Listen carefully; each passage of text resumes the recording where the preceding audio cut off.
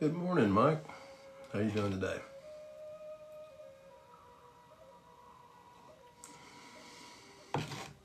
Start off with a full cup of coffee here.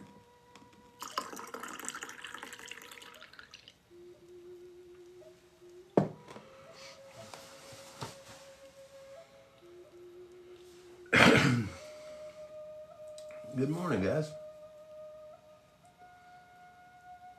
How are we doing this fine, beautiful day?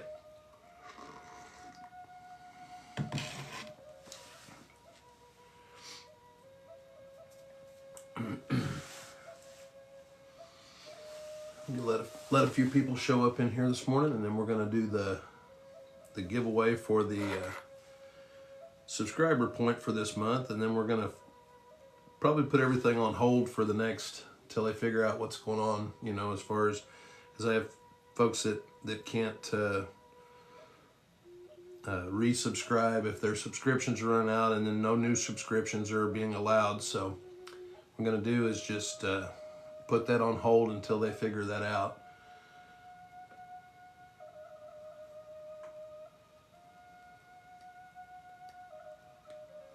So anyway, I was just gonna wait until I get a few of my subscribers to show up this morning. Don't have to be present to win, but just like to have everybody in here, or a few in here anyway. How is everybody this morning? Sitting here just kind of rambling on. And where's everybody watching me from here? Well, we only got 4 in here.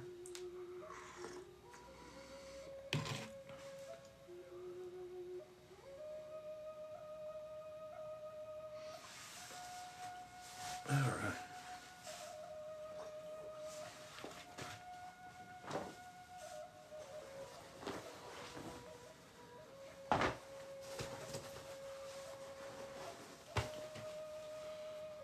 Pyro, how you doing this morning? Good to see you in here. I saw that knife that you made the other day, man. Really nice.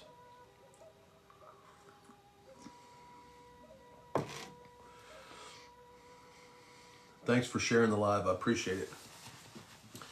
Yesterday we were working on, this was the first little biface that I made, and I decided that I was just going to work through a few pieces of my material that were from the same area and real similar size and style pieces. So I decided I was going to make like a little cache of blades.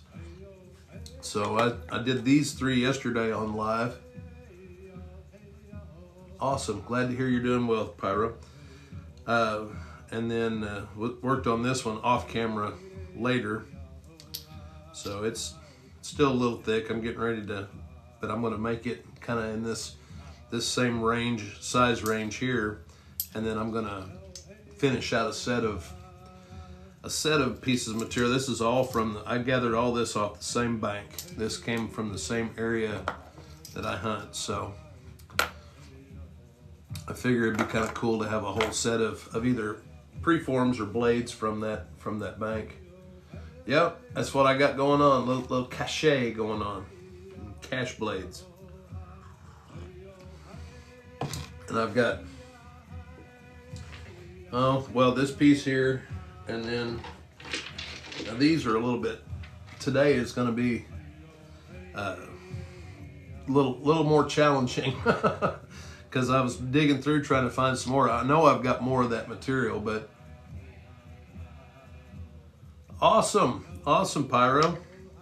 Man, share that information anytime you get a chance to, guys. That's for sure. I mean, it may start a spark in somebody that, is going to take it to the next level and continue it on. So, absolutely. I think about that every time somebody starts flint knapping, or I help somebody get started.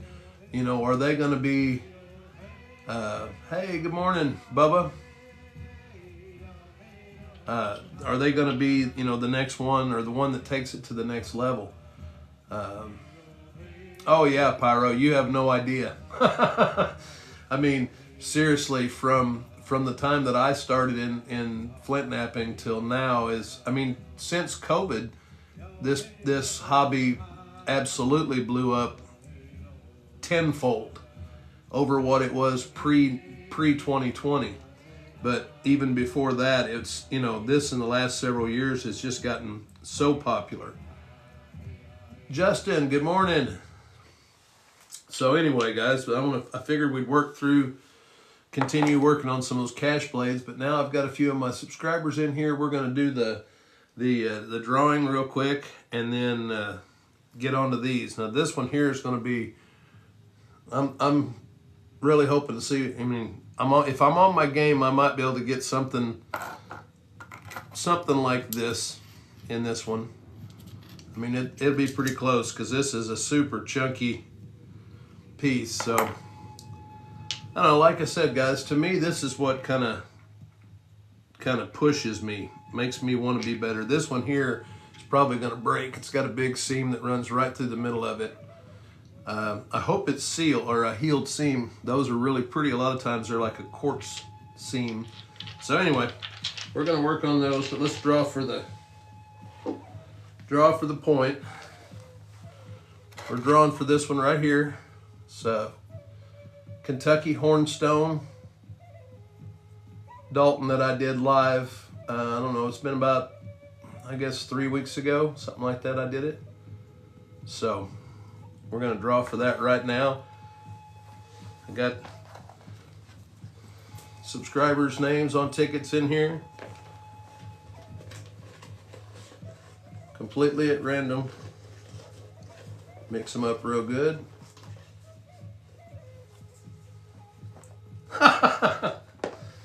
Bubba, you are a lucky son of a gun. East Mississippi Headhunters. Congratulations, brother.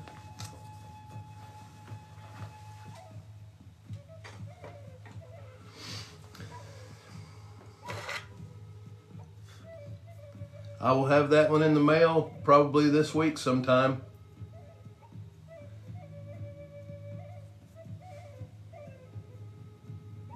A really nice point.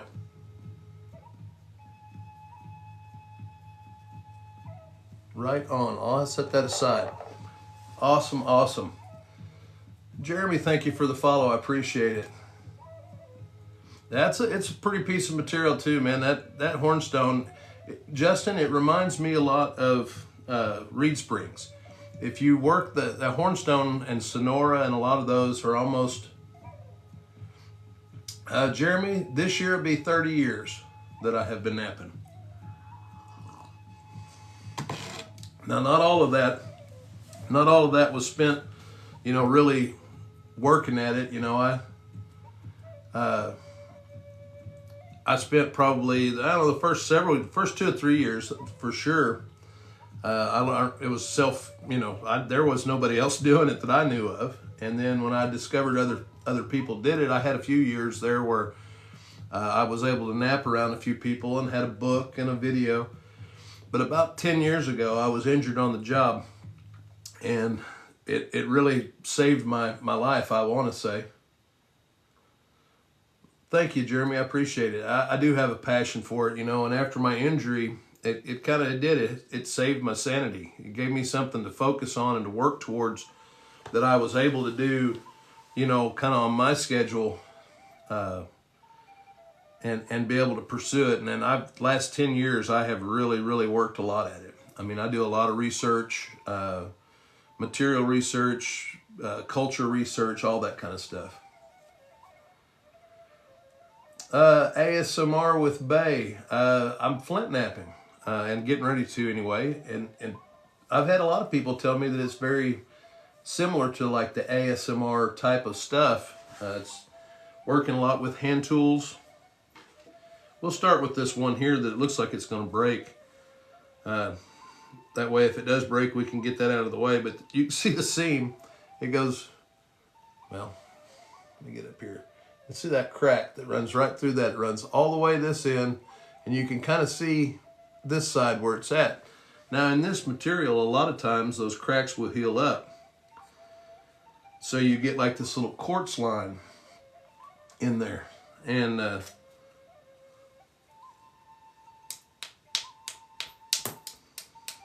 if it heals up, then you get this really cool little line through it that light will show through. And if it doesn't, it just breaks and you pick up another rock and start again. So that's the beauty of doing this, especially with this rock here. Came off of a bank of a creek that I discovered. This was the first, I don't want to say first source of rock that first wild source of rock that I ever found on my own was the bank where this rock here comes from. And this has been, well, 20 something years ago was the first time I ever ran across this material. We kind of refer to it as, jokingly, me and my buddies, as the creamy goodness, because this is some of the slickest. You don't have to heat treat it, but if you do, this stuff turns just brilliant fuchsias and pinks, and it's insane. It's really gorgeous material, but I like to work it raw just simply because of just how it's just clean material. But anyway, I have like a really cool connection to it for me because, like I said, it's my first rock that I ever discovered, this source of rock for my flint knapping. And so I've got a pile of it over here, but I don't know why I don't work it more often, because it's one of my favorites to work. You can see how clean, and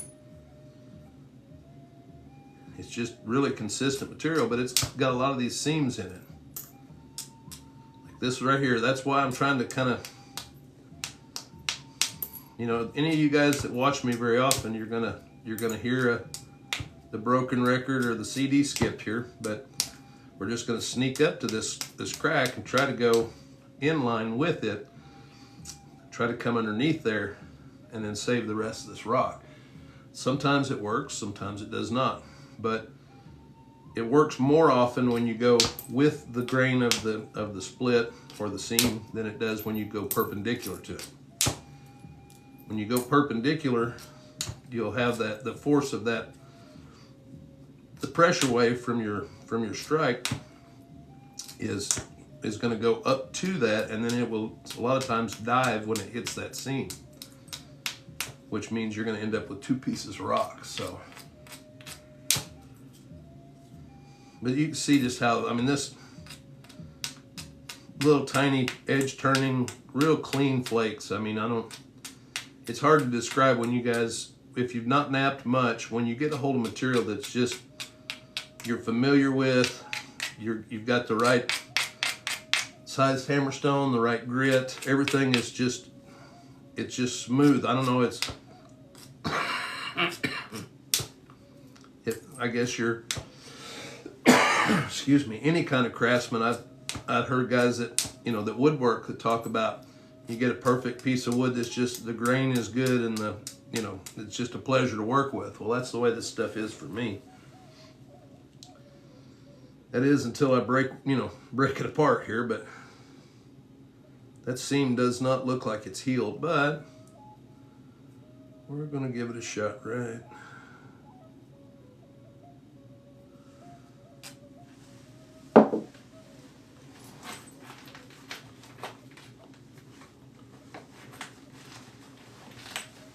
All right.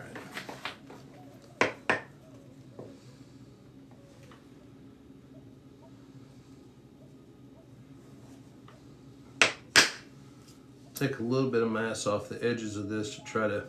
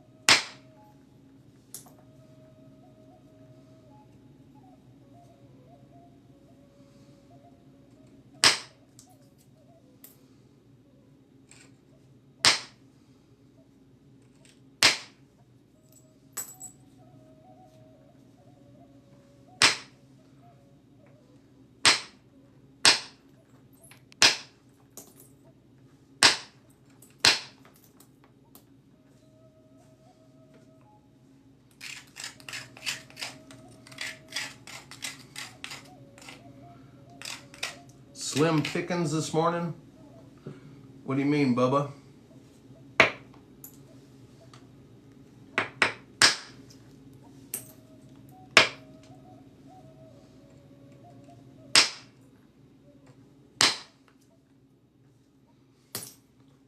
Oh, yeah.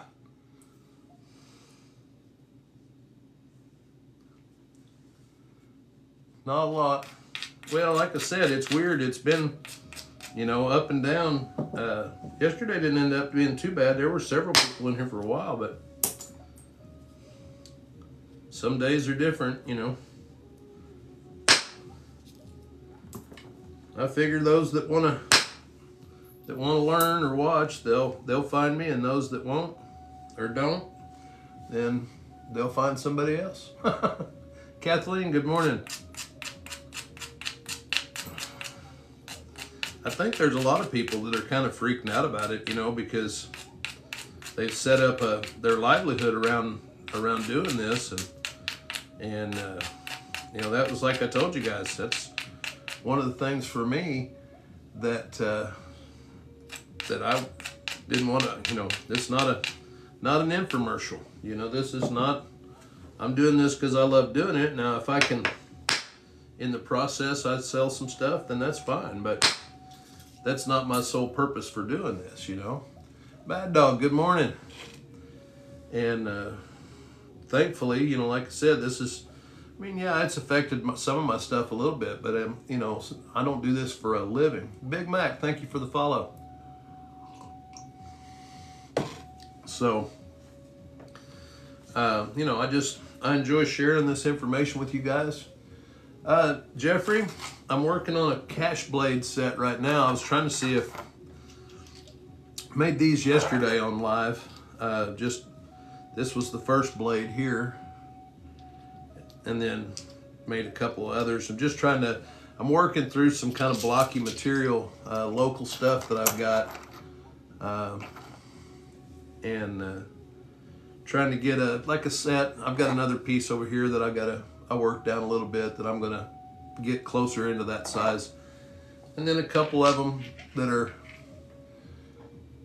Thank you, Kathleen. Yeah, I do too. Well, Jeffrey, that's what I'm asking some questions, man. That's what it takes, is just practice and time, time spent doing it. So, Kathleen, check this out. I don't know if you've ever seen this. Good morning, Terry. This is, I think it was probably the creamer to this coffee set, but I use it for like a little carafe. So it holds almost identically. Well, it's basically the same size, but you can see it holds a cup of coffee. So when I come out, I bring my full cup and an extra cup.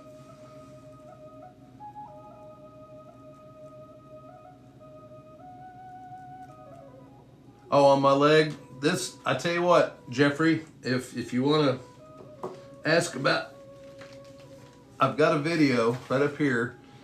If you click on and go to my profile, I've got about a 4-minute video that explains what it is that I'm working off of, and it'll explain it a lot better.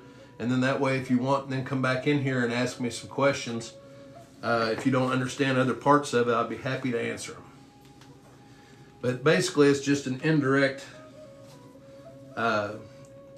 percussion setup is what it amounts to. Right on.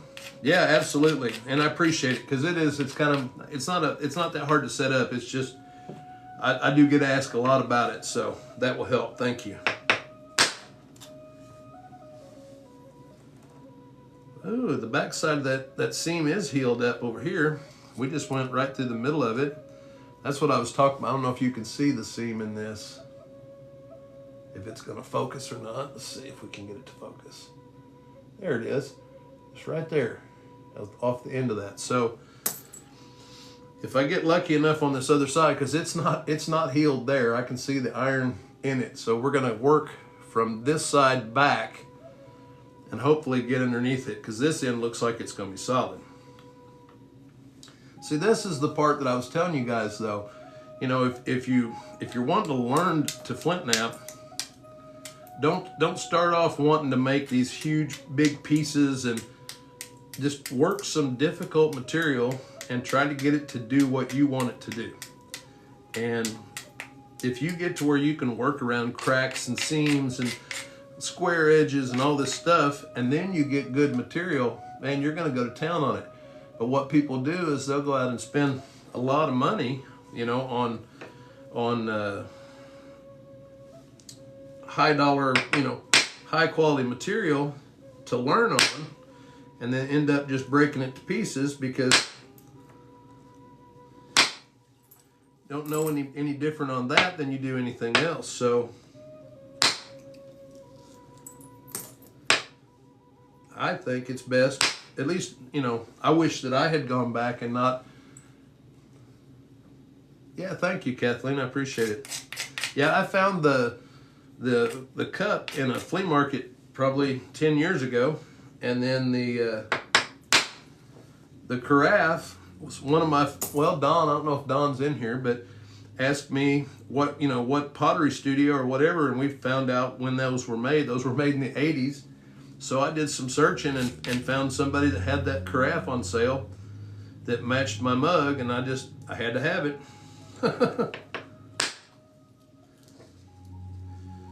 All right, we skirted kind of right up. Let's see. Okay, it broke at the line, so that's still open there.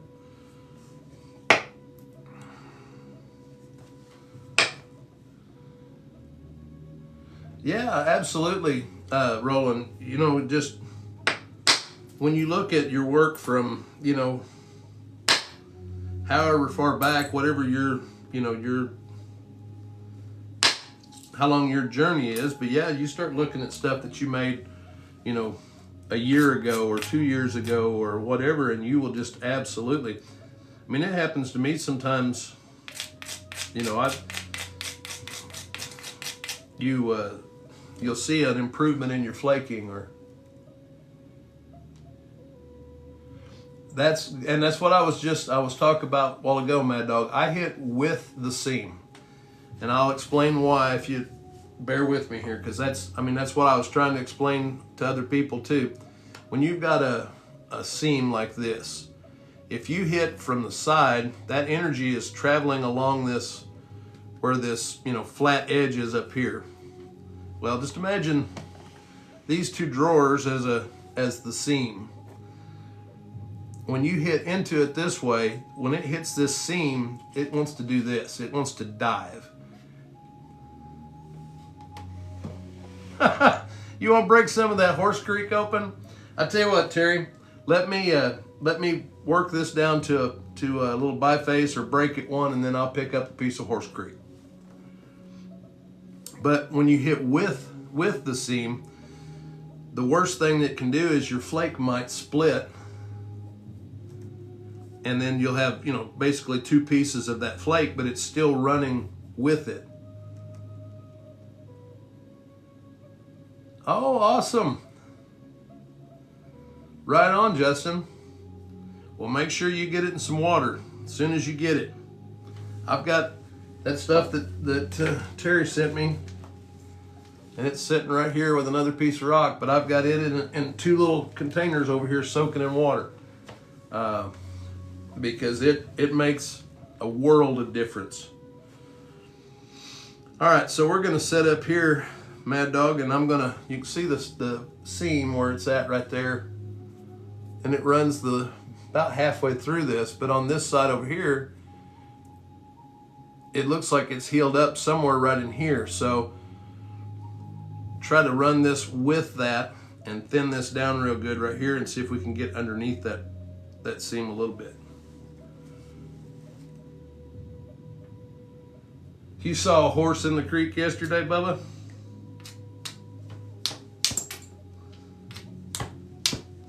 This warm weather, you been in the creek any, Bubba, or is it still too cold?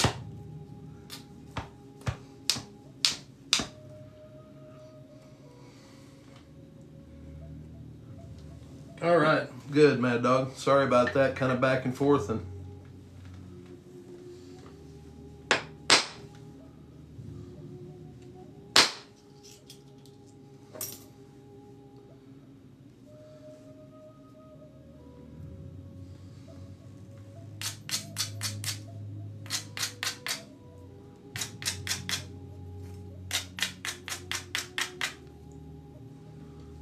All right. And this is inline width, but off to one side of that seam.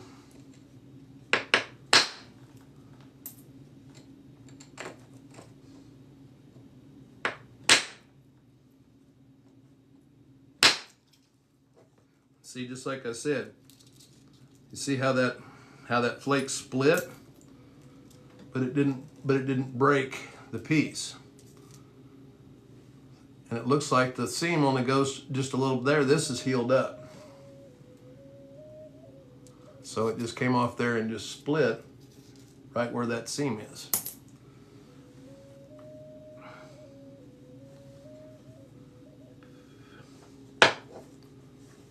All right.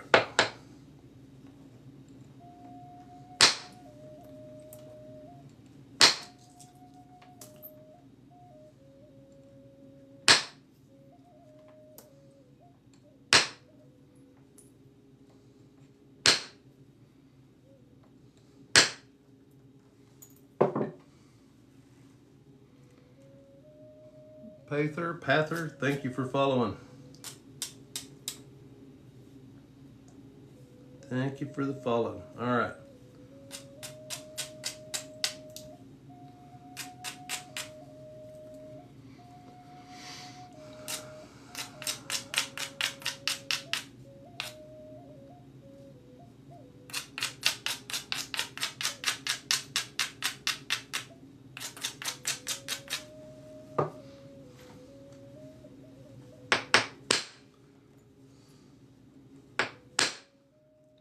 Come on.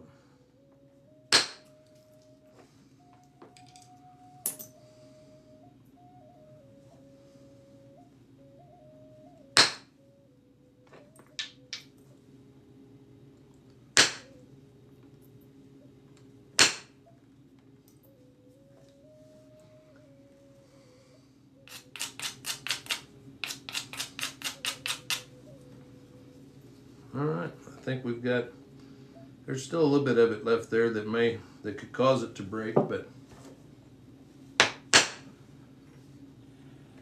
I think we're out of the woods for the worst part of it anyway. Yeah, that just cut right underneath it. All right. Still a little bit, but not much. Oh, thank you, Jeffrey. Appreciate it.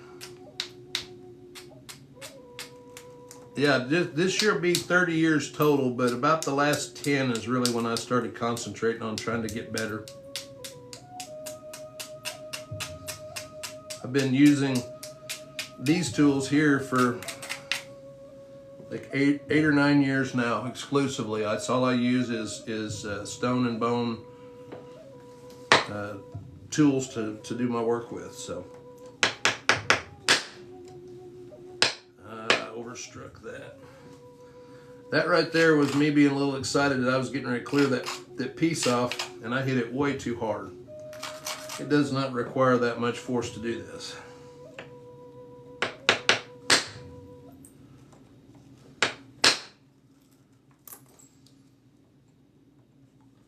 There we go. That was the flake I wanted the first time. See, and you can still see the seam inside that, and it appears to be healed, but these can open up as the piece goes along. In fact, that's still open there. So, but it's like I said, one of those things that this material is known for in my area is those, you know, healed seams or open seams that can cause the piece to come apart later in the production of it. And that's just part of the nature of the beast with this material. So you kind of expect it, and I try not to get too upset when it happens, and on to the next piece, you know.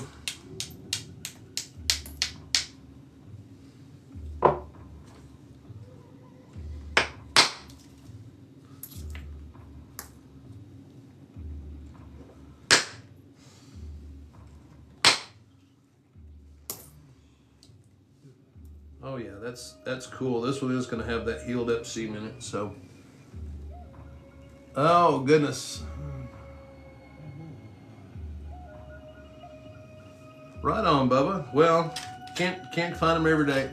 Jeffrey, I couldn't tell you what the largest piece that I don't really go for, trying to make the biggest. Everything that I try to make is more correct to the type. So, I don't know, 7, 8 inch. I've made a few, like I made a dovetail a few years ago out of some materials, probably, I don't know, 7 or 8 inches long. But if most of the material that I work is self-collected, and a lot of the, I try to work pieces that are sifted yesterday, found 2 preforms. Awesome. Oh, like an axe or something like that. Yeah, I've made a few. Let's see if I've got my.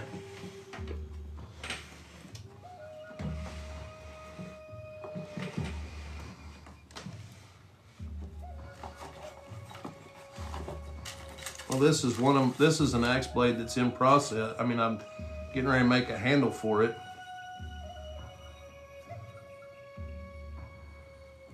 This is made out of Georgetown flint. You see the flaking on it. It's pretty nice. Nice and thick piece. So that one's in process. Gonna have a handle for it before too long. So I do all kinds of, like I said, flint knapping, and then I do hard stone work. And all right, Terry, I'm just about got this down where I think we can just move over and I'll work a piece of Horse Creek.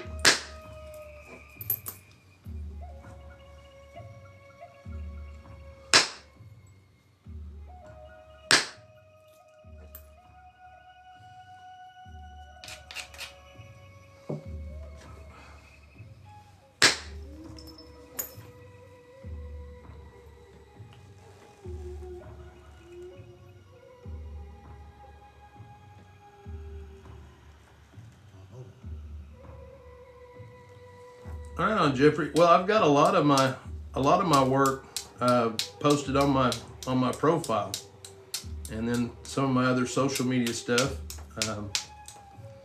But yeah, that's depending on where I'm set up at. Some of the events that I go to, if it's demonstration type, I'll have all that kind of stuff out. But if it's more for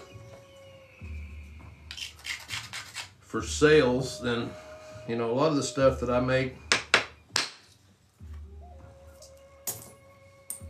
is more for my use. I mean, I make my other stuff out of this. Is a knife that I tell everybody, this is probably the 3rd blade I've put in this handle.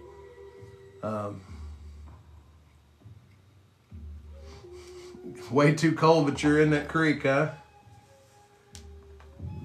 Hey, Devtar, how you doing? Glad you found me.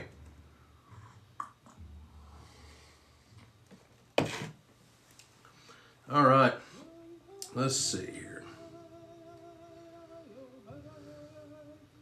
That seam, it's still, now it's more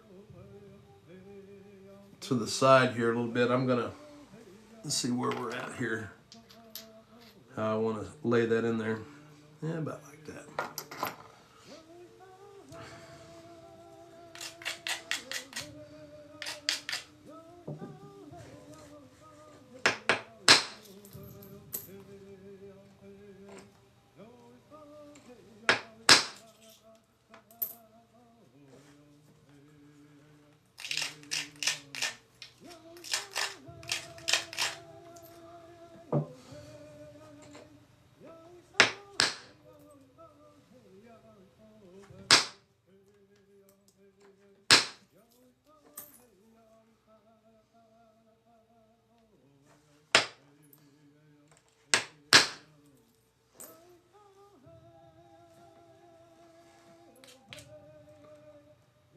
Okay, Terry, I'll wait till you come back in here.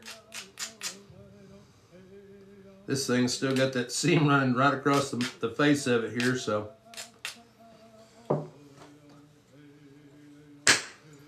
pick across it while you're unloading some stuff.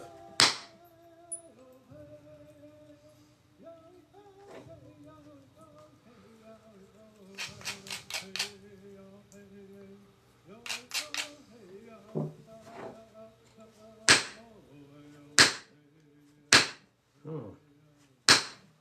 Trying to catch just a little tiny platform. Right there we go.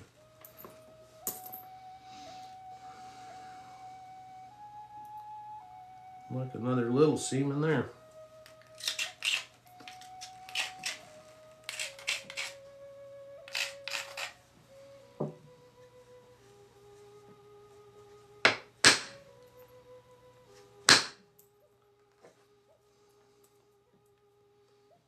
Don't try to give me troubles in it.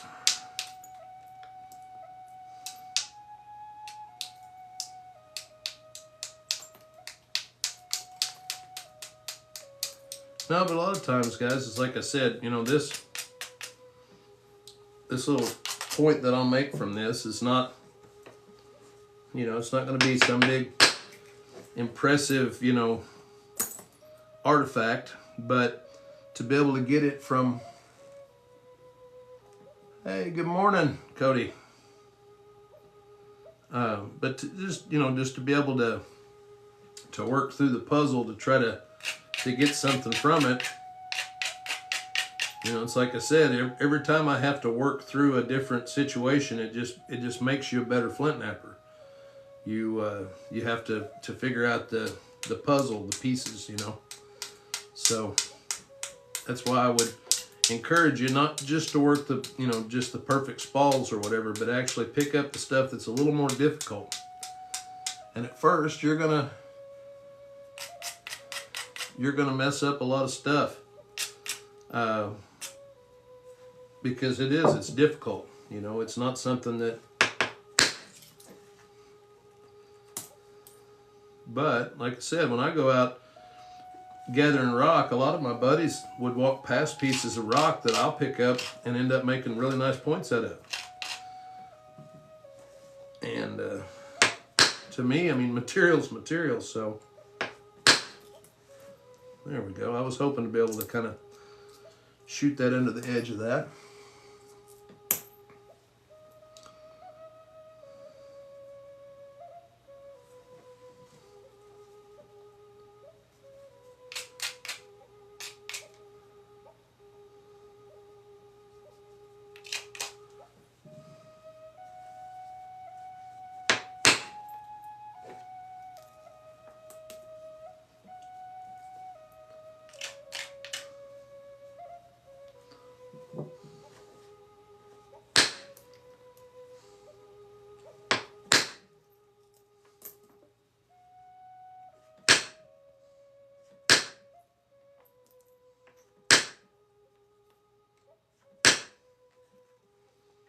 All right.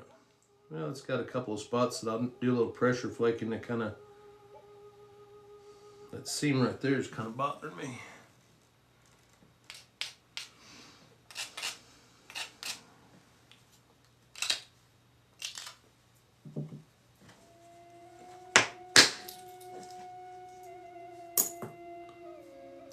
Well, it's still holding together. It's going, flakes are going right across it now.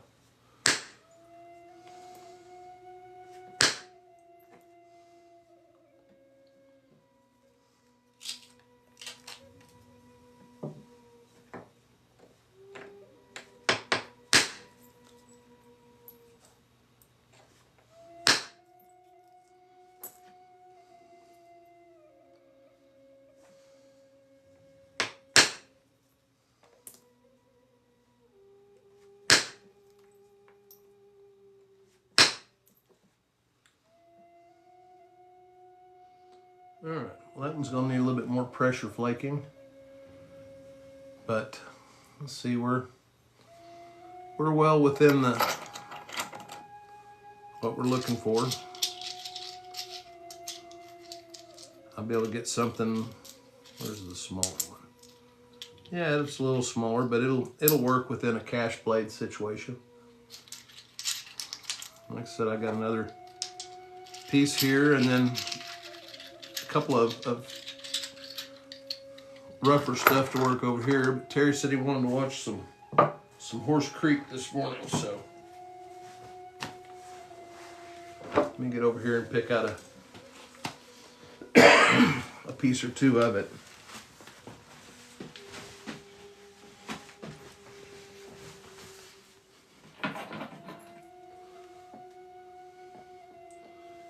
Try that one.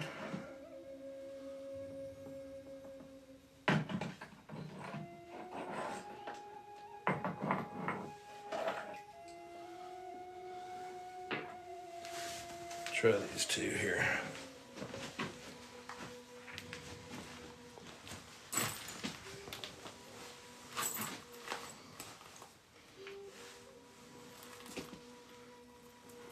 Set those down. They've been soaking in water.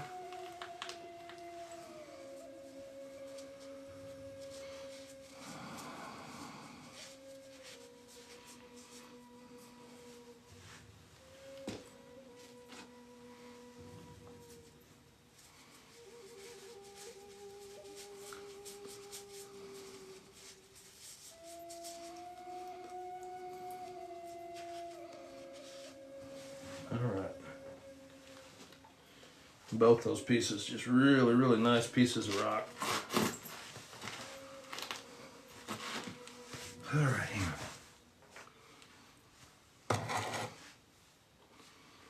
Kind of centered around here.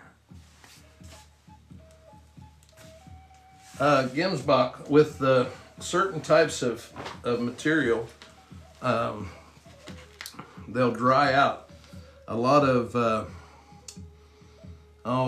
in our area, what they call dolostone, which is it's a semi-cherty limestone, and it's kind of like the in-between stage, but it works wonderfully when it's wet, but as soon as it dries out, it gets all chalky. Well, this Horse Creek is very similar. Now, not in the fact, I mean, this is fully formed chert material, but when it gets dry, I don't know, the best way that I can explain it, or why I think it makes a difference, it's kind of like the in between the molecules. When that rock soaks up water, just imagine only, like it's a sponge. Well, in a sponge, you've got all of those dry pocket areas, and those absorb energy the same as they would water or anything else. That's why, like, if you're soundproofing things, you've got the little foam, it's to kind of take up the airspace. Well, it's the same thing when you hit a rock with, another percussor. If there's spaces between the molecules that are open to the air, even on a tiny level, you're robbing energy to go through that rock, and it's not transferring. Sound travels better in water than it does in air because of the density of the water. Well, sound is a wave, same as the force wave that goes through the rock when I hit it. So if it has a higher water content, that means it's more dense, and that transfer of energy. Yeah, that is right, William. That is exactly, that's my take on it. Now, I don't know that I'm not a scientist, but that is my take on it. So, all right, well, I haven't seen Terry back in here. He was still unloading stuff, so we'll work on another piece of that, the local material to me until he gets back in here.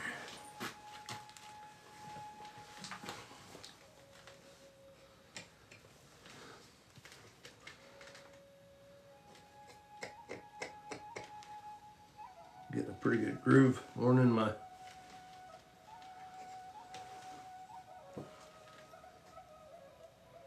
TJ, doing good. Better today. I have been going through it, man. Last Monday, I started coughing. Last Monday during the day, and my allergies, I guess, is the only thing I could thought kicked up or whatever. And I went to bed Monday night and didn't get up until Tuesday at 1:30.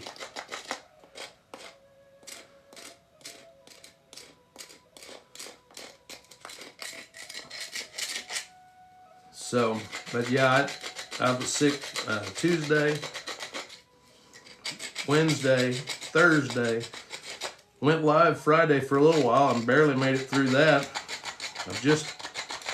My arthritis and the allergies together at the same time. Well, thank you, I appreciate it. I've just been kicking my butt. So this week I'm feeling a little bit better. I'm still a little puny feeling, but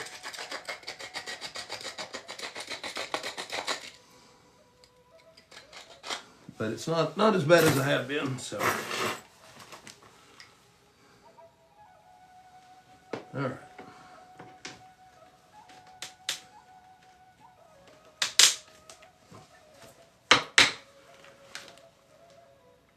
Oh, I know. Well, and I think that's what's doing it, TJ, is that my body, my arthritis, my joints, it gets adjusted to the barometric pressure, the temperature, all that stuff, and then all of a sudden we have, cold, dry days, and then we've got cold, damp days, and then we've got warm, damp days, and it's just. Now I will say this morning I'm not coughing or hacking anything like what I was. It was the last few days. Yesterday I was coughing so hard at one point it was like I pulled a muscle in my ribs. It was pretty terrible. Here's that little piece we were working on.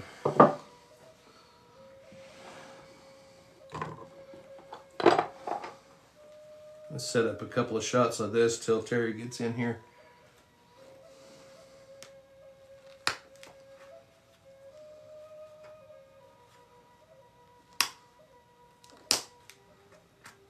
But yeah, I've heard a bunch of people saying that they were sick, but mine I don't think was like a virus of any kind. It wasn't like that kind of sick.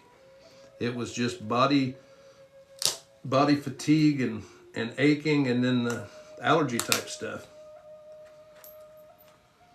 So, but I think I'm coming out of the other side of it now. At least I'm hoping so. A week is long enough for me.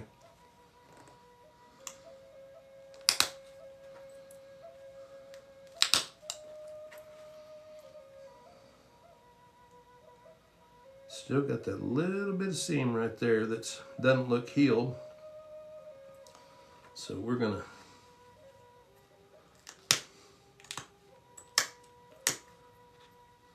take a couple flakes off of that.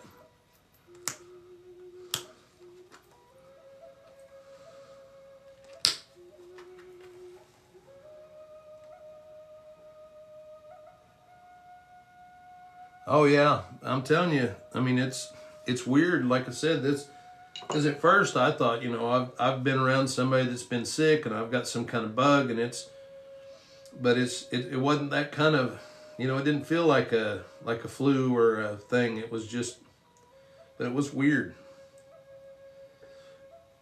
Because like I said, I still don't feel.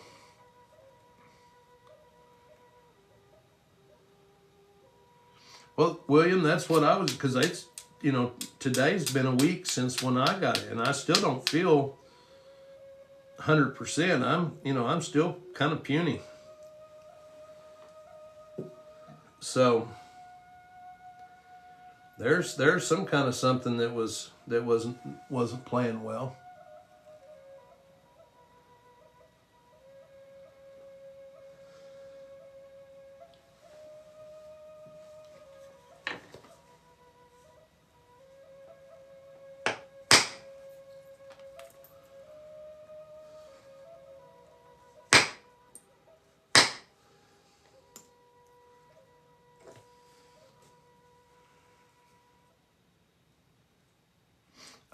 TJ, I couldn't even tell you about I'm in Northwest Arkansas. But I don't know anything about the weird fog that I'm aware of.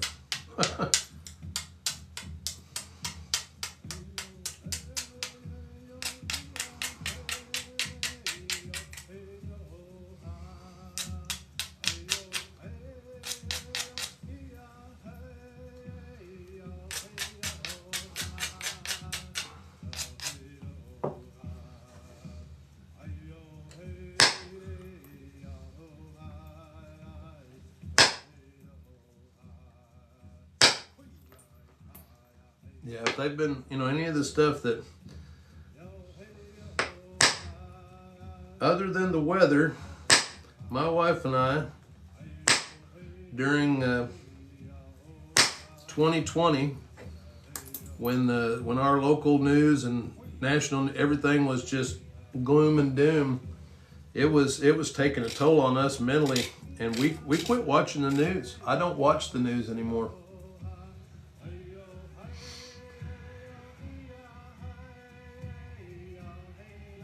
Well, see now, and that's the thing though, William, is I haven't had any, I didn't get sick to my stomach or have any of the stomach issues. Now I wasn't that hungry, but it wasn't because I couldn't eat. I just didn't, didn't feel like it, I guess. I don't want to say didn't feel like it, just wasn't hungry. Oh, there's the last little of that little seam there.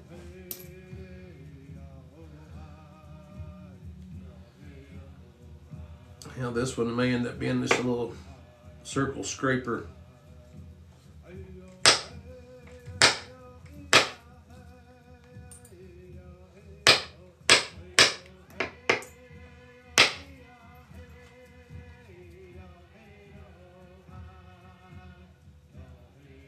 Wow, yeah, see, now that wasn't me right there at all, William. I didn't have any of the stomach issues. The only thing that I did have is that, I did get dehydrated because all I wanted to do was sleep, and then I'd get up and, have to go pee every hour or two. But as long as, I wasn't drinking enough fluids and I got a little bit dehydrated, but Jenny picked me up a whole bunch of like fruit juices and stuff at the store. And for 2 or 3 days, that's really all that tasted good to me to drink. But it wasn't, like I said, it wasn't because I was sick. All right, Terry's back. Well, I'll put this one up here. That'll still be part of that little cache. I picked out a couple of pieces, Terry. I got this one here. This is a really nice looking piece of it. And then there's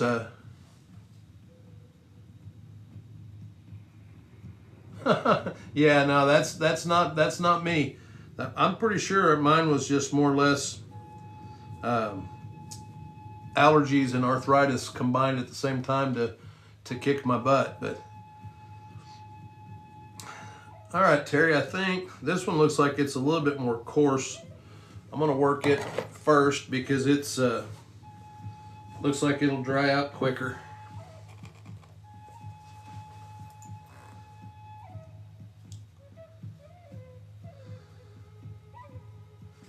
I'll tell you, we go with the heavier punch on this, and I might be able to work it down pretty quick.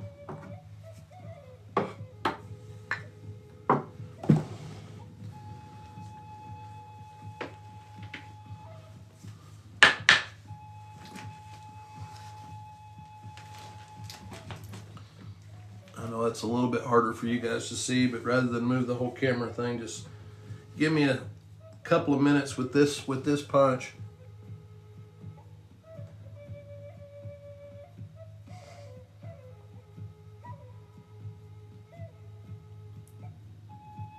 TJ, check out Kevin Lock. I haven't yet, TJ. Sorry about that. All right, let's see if we can. I'm going to take a few. This bigger punch will move more material quicker, and then I'll switch back to the smaller punch. But this has got. Look, this thing is just basically like a half round with one flake taken off of it. So what I'm going to do is I'm going to start at this edge here where it's, you can see it's kind of pushed to this face. I'm going to zigzag and try to get a working edge. Same as at any other time I start on a piece. So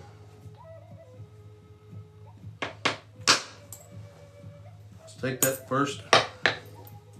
Take another one right next to it. That one actually might make a good point. See, now we've got that edge. I'm going to take one and go back this way now.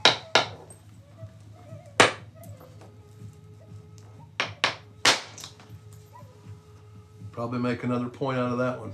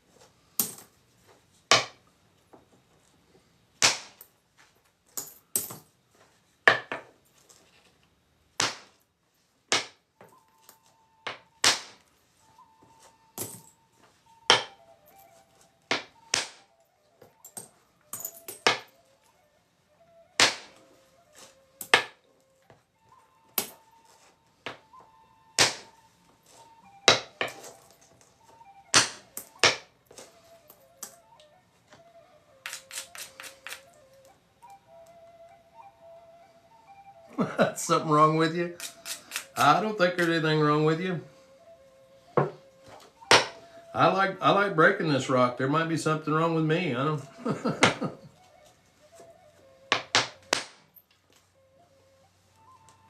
Nice little spall flake off there.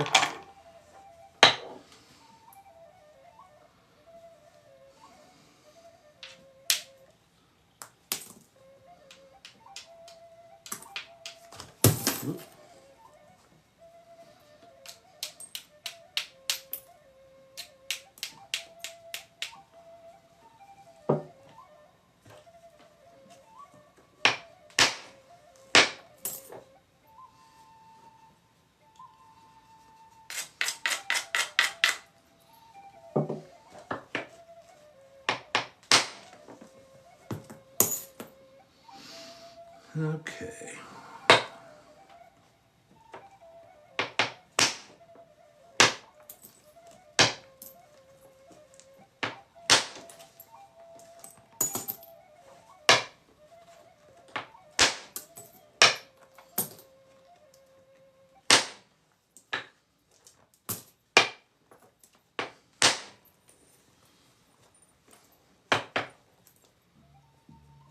Yeah, absolutely. Creation from the act of destruction. Well, the arrowhead's already in here, TJ. I'm just taking everything off that's not it. You know, that's the way you have to look at it. The arrowhead that you want to make is trapped in this rock, and I have to take off everything that's not it to let it out.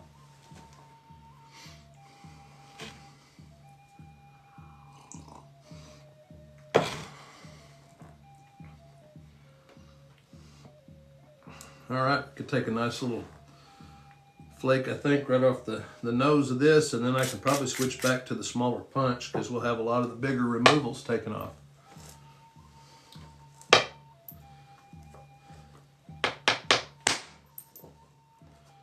Yeah, that didn't take as much of that as I wanted, but that's okay.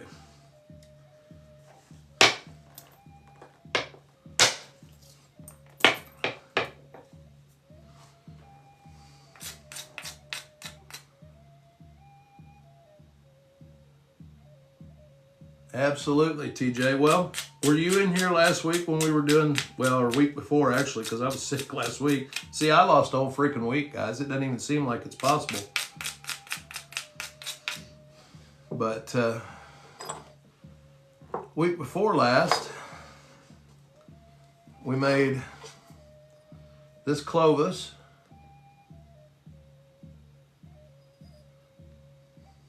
You got your coffee and your morning rock breaking. Well, that's about my day too, Terry. So, I mean, we made this Clovis out of TV glass.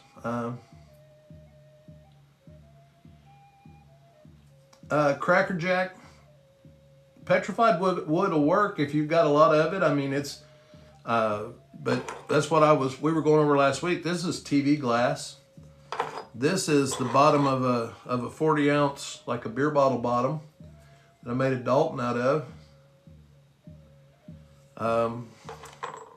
This right here, this Dalton is toilet porcelain. That was made out of a piece of toilet tank ceramic. All of that stuff was made out of, what would be called trash material. But, anything that you've got, a fairly good amount of, if you're wanting to learn, if you've got a lot of a material, by all means work it. That's how you learn. But I would tell anybody that's wanting to get into it and learn, don't start with the biggest, prettiest material.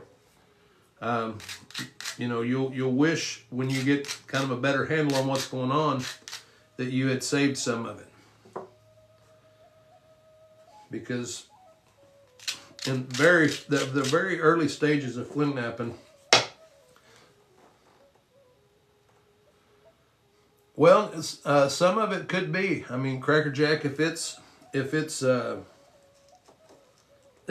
a good grade to nap, sometimes it won't be, good to learn on. So there's a nice little flake from the end there. Glass of any kind, the only thing that I always caution people about, make sure you're wearing eye protection and gloves when you first start. Oh, thank you, TJ. I appreciate it. Well, that's all I've used for going on 10 years now. I'm going to try it. This one's got a little bit of a stutter, like right. You can see this little valley right there. That I'm going to try to get under that valley and take this mask here off.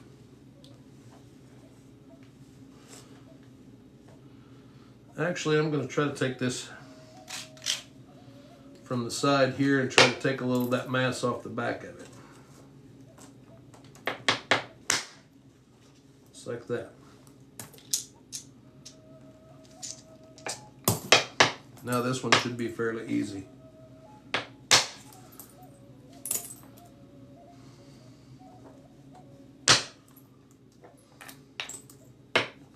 All right. Now that we got a lot of the bigger, heavier percussion stuff done, I'll switch to a little bit finer point or finer tip, and we can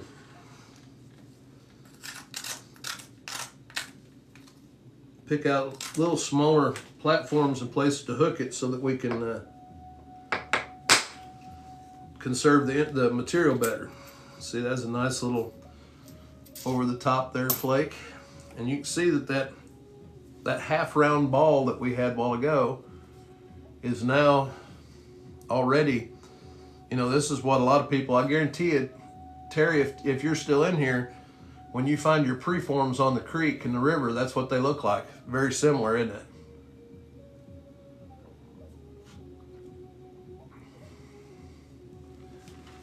Yeah, that's what I thought, man. This would be the stage where they'd be wanting to transport it.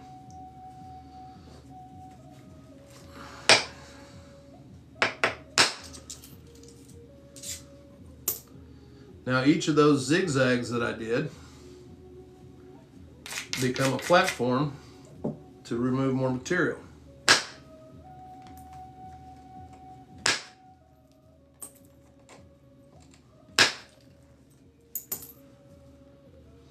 Well, this stuff is cool, man. It's just like, yeah, that's what, it's just part of the process. And when you do it the way, the process and the way that they did it, you're going to get similar looking results.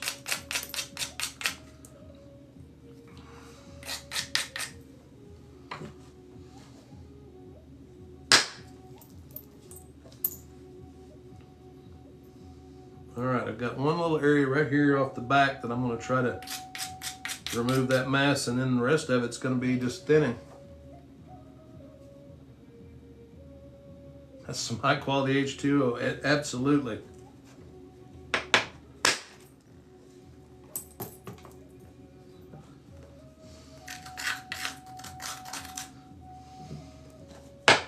please don't tell me you're serving that to your players.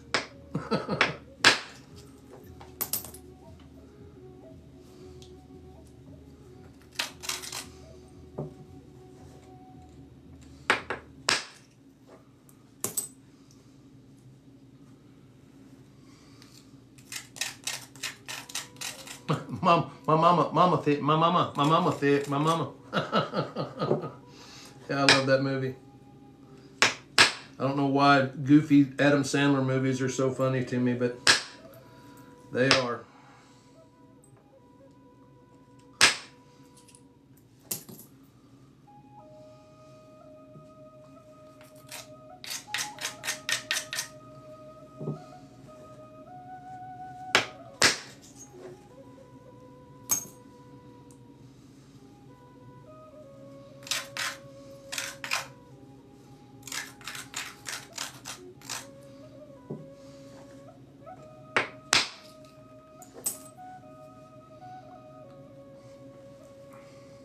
Mama's wrong again.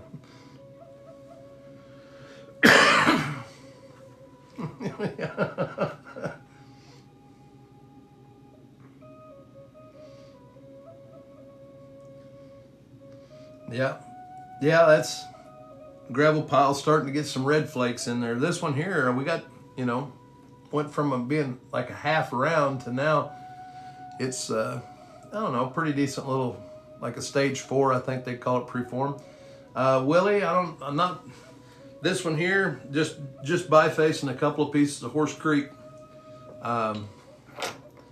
Didn't really have anything in mind for it yet. I'd like to make a nice pine tree out of some of that material, but just depends on if I can get a decent enough preform. That one there, the piece that I'm working here is a little bit more coarse than the other piece that I have selected over here. I just wanted to work the one that I felt would dry out soonest. The stuff as it dries out can get really brutal. Hey, Hollow Sky. Good to see you in here.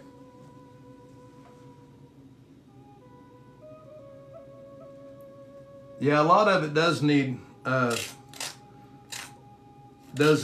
heat rolling. Now there's some of, I think the Rainy Buttes material, some of that stuff is just petrified wood or ironized or whatever the term is, but and I've worked some of it that works really nice raw, but a lot of material does require heat treat to work, at its best. Yeah, I'm doing pretty good, Hollow Sky. I appreciate it. Sick as a dog last week, or just tired. Arthritis and everything else was kicking my butt. I appear to be coming out the other side of it this week, so that's always good. We got some nice weather here in northwest Arkansas. Oh, that was a beautiful flake there. Let's see, that flake went from, you're all in at this point, but there's just a razor blade came off there. Went all the way from here to here on that. So this material still, when it gets dry, that won't happen anymore.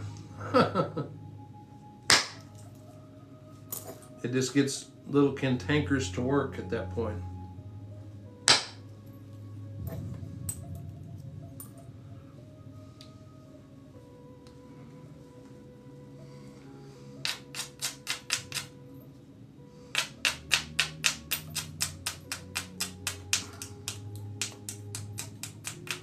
Now I'm just brushing that edge. I'm trying to lower this little corner just a little bit to take this area of mass right here.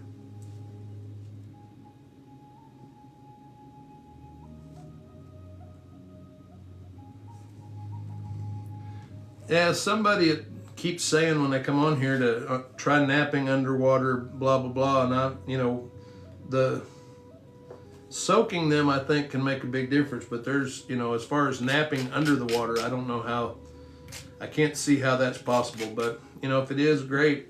But it will not work with these tools.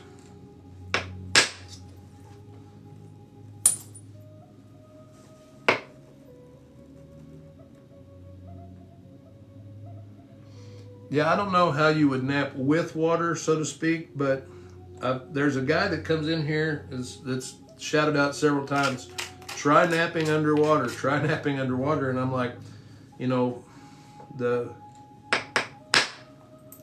tools that I use, if I got my antler wet, would just turn soggy and be worthless. And I don't know how a person could swing a rock underwater with the generate enough force to detach a flake. So I guess for me, what I'm doing works good for me, so I'm not really changing what I'm doing, just trying to get better at how I do it. Yeah, this other one, Terry's got some yellow in it. Looks like this is a cleaner piece of material. This one here is that more coarse, bricky type material. But we're almost got a little biface out of this, and I'll set it aside before it dries out and let it soak up some more water, and we'll work on it some more at another time. So one thing I started doing with this stuff is working it in stages, is get it down to a biface and then put it back in the water and make sure it stays hydrated so that it doesn't dry out. And I've had some pretty good success working it that way, so that's what I will continue doing with it.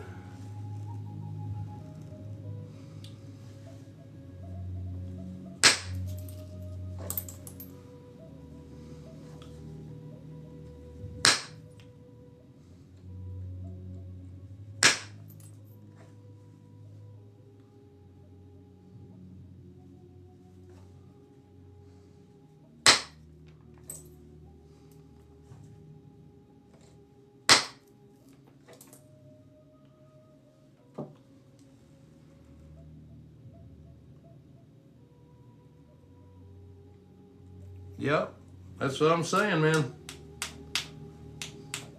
I think that it makes a big difference, you know, once it's, but see, even in the ground, Terry, it will soak up groundwater, you know.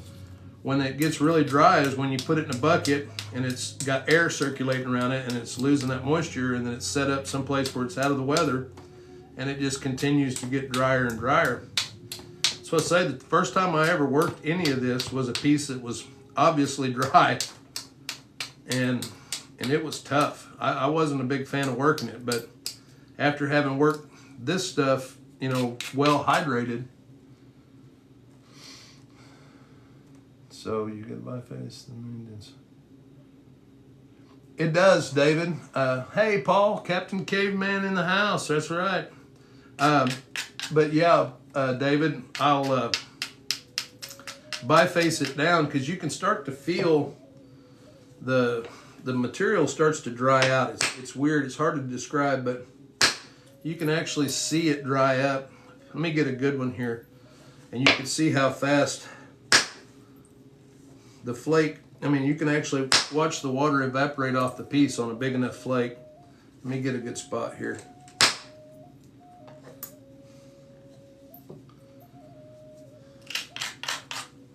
But what it does when you put it back in the water, it allows it to rehydrate.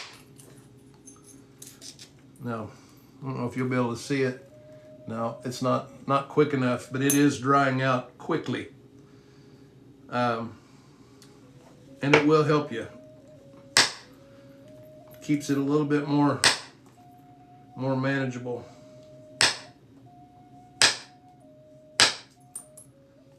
Especially when I'm getting ready to start pressure flaking. You don't want to pressure flake a dry.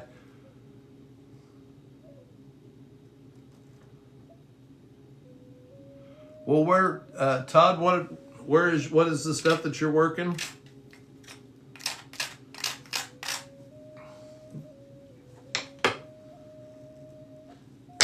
Well, and TJ, some of it, you know, the water treatment like this works on some of it, but some of it does not. See, I watched the water evaporate on that one. There's definitely, it's drying out.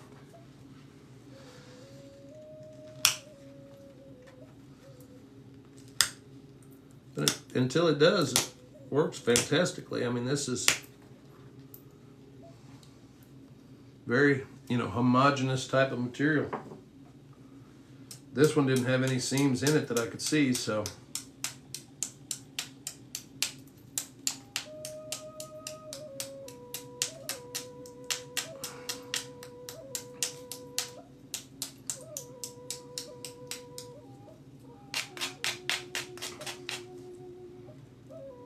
From Wyoming. Well, it never hurts to try.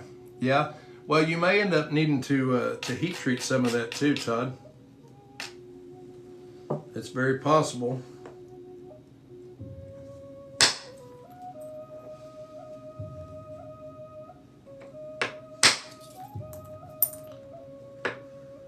Now that, yeah, we're going to be able to see one here in a second.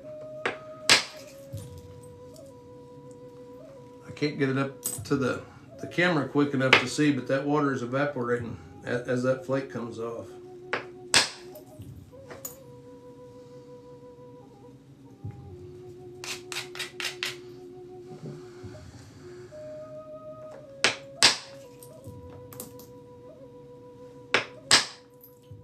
I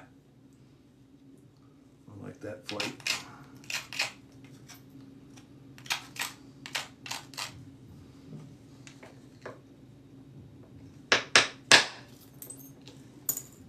That's better.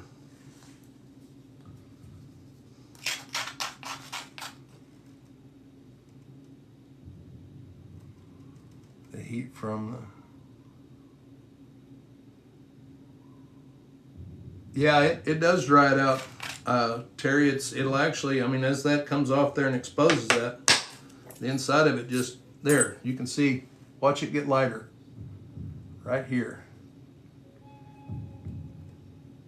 And see how that went from dark to almost, it just, the surface part of it just evaporates out. But anyway, we're at a good spot where I can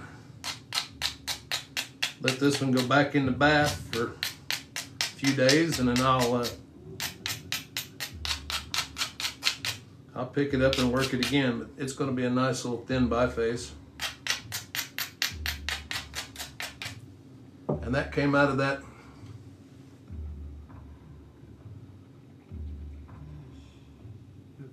One more question. I don't want to bother you when you're working. Does it help to run the flakes farther?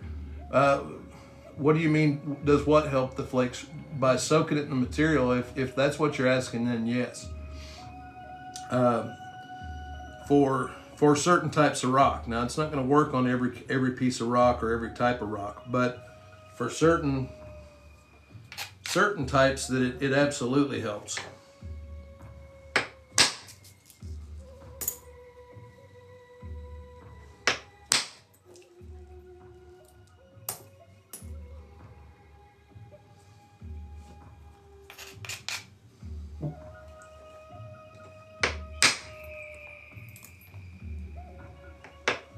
And don't ever worry about asking questions.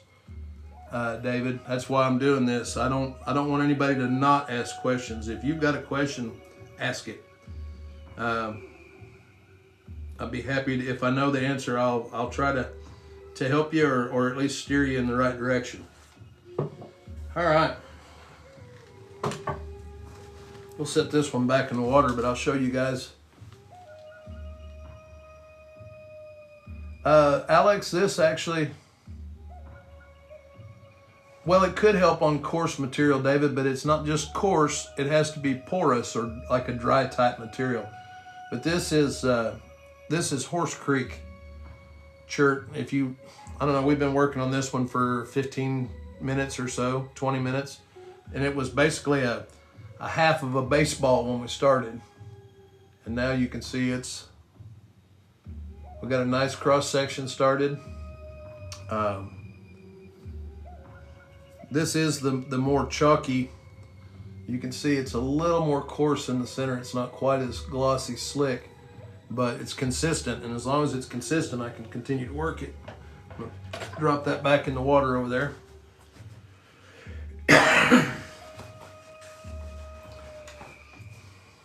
Give me a sip of coffee and we'll get started back on this other piece. The other one looks like it's got a little bit more of that kind of greenish yellow in it. I like the color of it. And this is the higher quality stuff. You can actually see the gloss in the where that flake was taken off. So again, we're going to do the same thing. I might actually can get a spall off this one.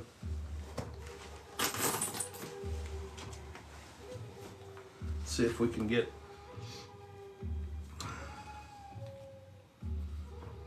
might be able to take a big spall and get another extra piece of material here.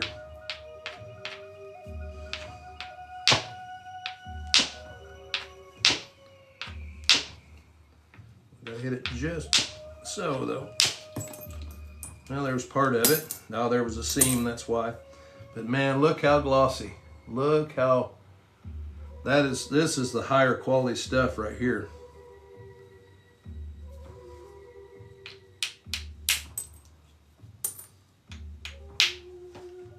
Oh, look at here. Had a seam coming in. This is what I tell you guys a lot of times. You see that, how the iron right here where it split apart and how this end is not, that seam or that crack went halfway through that rock and I couldn't see it in the rock.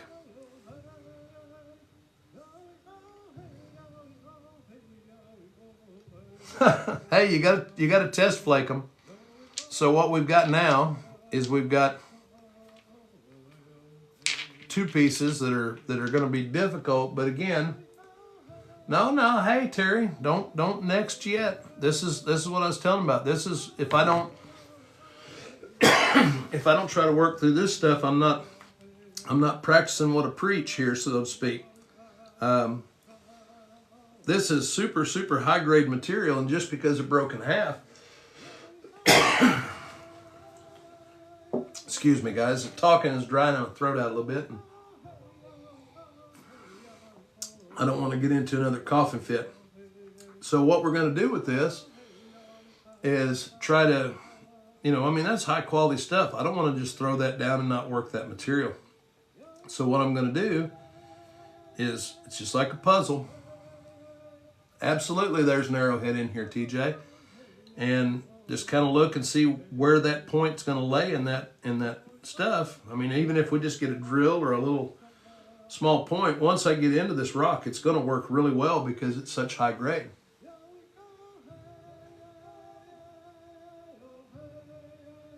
Oh, David, that'd be awesome, man. The banded material there from Kentucky, that's some good stuff.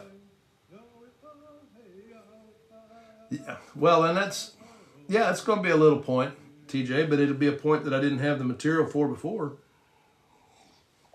But I think it'll surprise you that it'll be a little bit bigger than what you think. Got quite a bit of thickness to work with and a little bit of length. So obviously on this, when you're dealing with something this thick, you're going to be trying to thin from the ends. You don't have a lot of width. I absolutely make a banded Clovis out of it, man. I could try to do that on live.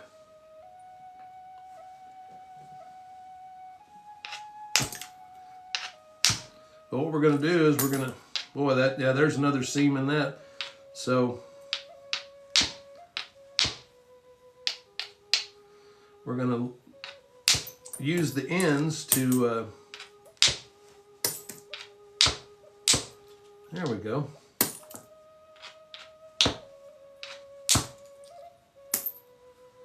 To start to get us a nice, yeah, it's gorgeous material, Terry. That's what I say. I'm not just going to throw that down. That's got purples and all kinds of colors in it. So what we do, it's just like I said before, it's a puzzle. We're gonna work our way through the puzzle.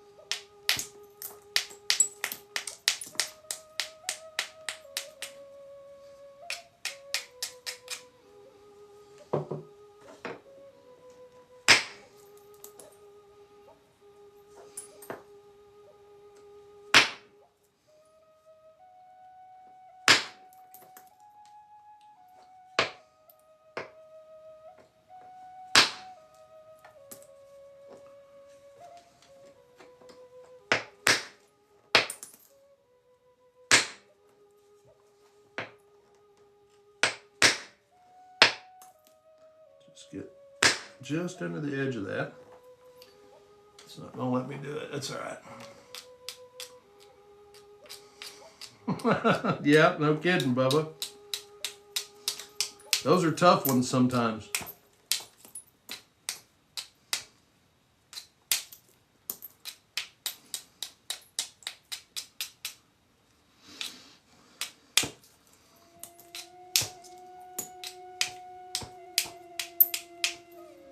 Okay, so now we've got this kind of severely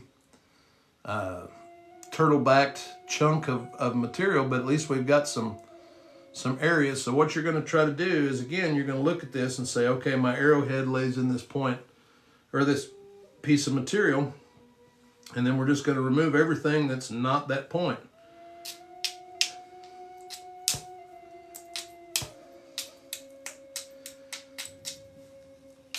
We've got a little bit of an edge right here that we might be able to flatten this out pretty quick, so.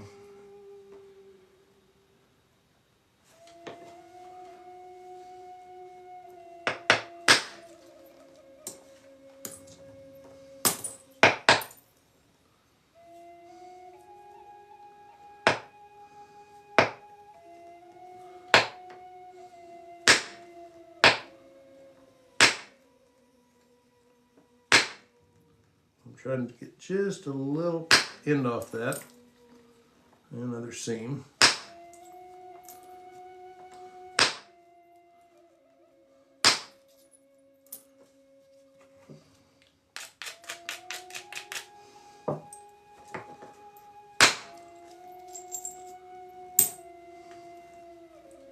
Eli, thank you for the follow. I appreciate it.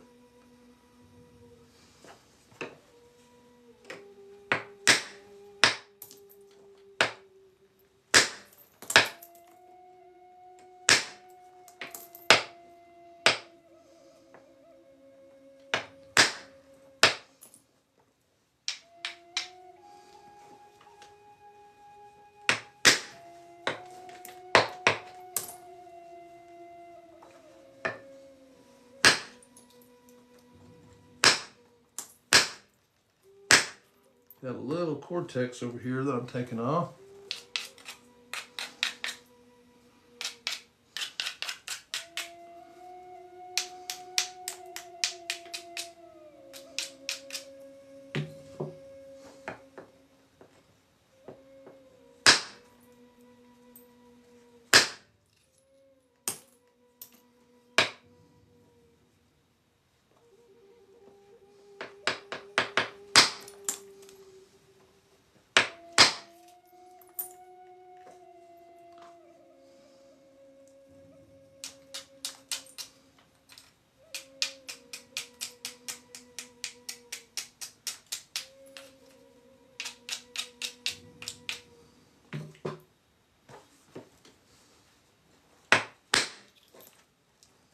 Well, that stuff has just got like purple in there, man. That's just really pretty stuff.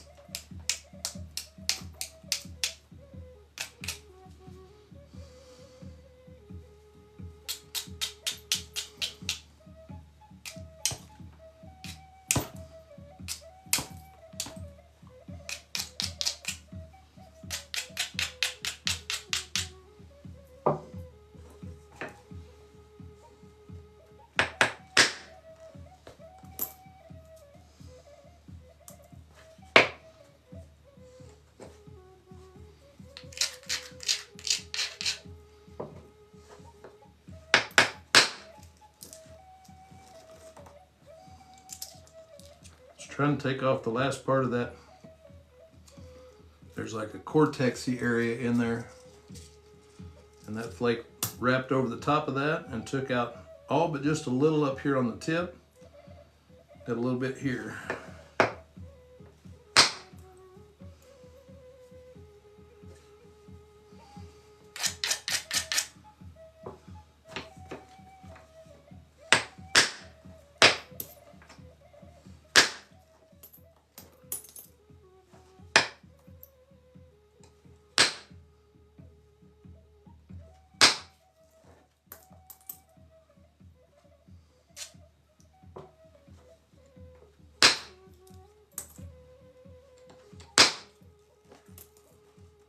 Well, we're getting there.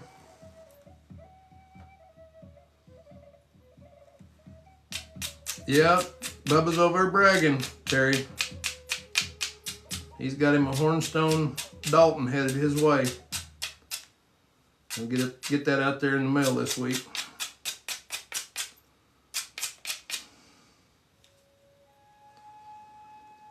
All right, let's see if we can take this little hump that's on this side off. That should get us pretty flat on here.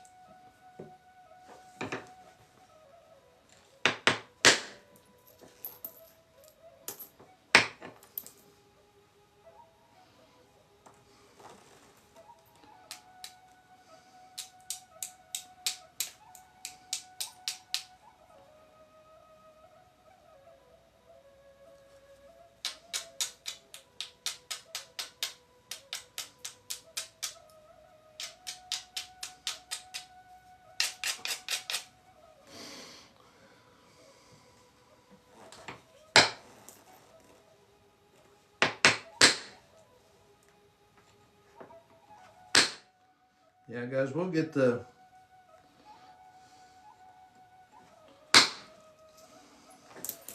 whole deal figured out with the subscribers, because like I said, I was concerned about that because there were a couple of people that had messaged me and said that they couldn't re-up their subscription, and I didn't want anybody being excluded from the giveaway because, you know, TikTok's having some difficulty with the subscription stuff. So we'll get that all figured out and get back online with all of it.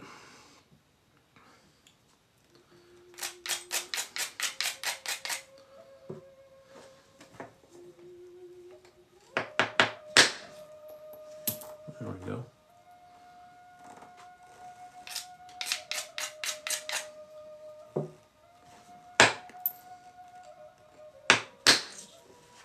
Another nice one.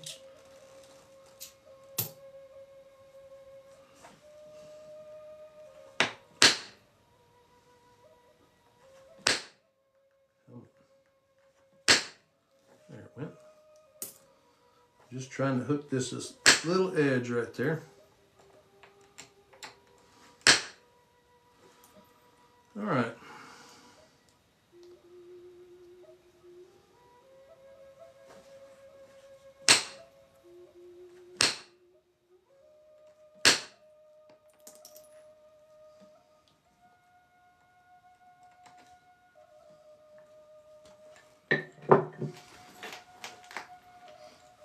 I'll tell you what, Bubba, that's why I say, you know, that's why I discourage people from, you know, and I know when you're newer, you're just like, well, that one broke, let's go on to the next one. But you don't learn near as much as if you just, you know, take your medicine and try to make something out of it. You know, now this one broke, but it wasn't my fault. There was a seam going through it. But at the same time, if I would have set it aside and just grabbed something else and not, you know, tried to make something out of it, then, you know, you waste, well, let's say waste, I mean, but I wouldn't have learned the things that I just learned working through this piece of material.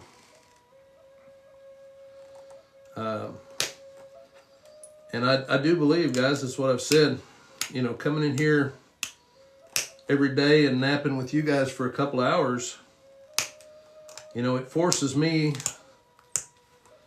to do things the way I'm supposed to, and not, you know, you get guilty of kind of, you know, half-assing stuff sometimes. You do it so much that you just, well, I can get away with doing it this way, or I can get away with, you know, instead of doing it the right way every time. And it will make you better if you just make yourself do it the right way.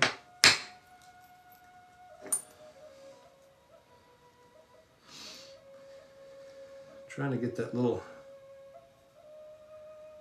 spot there out of it.